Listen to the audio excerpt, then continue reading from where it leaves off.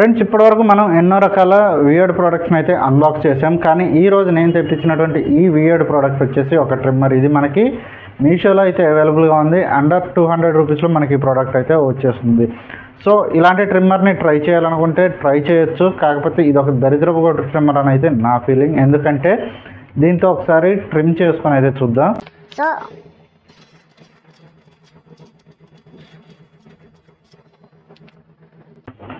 గీకాను కదా, ట్రిమ్ చేశాను కదా.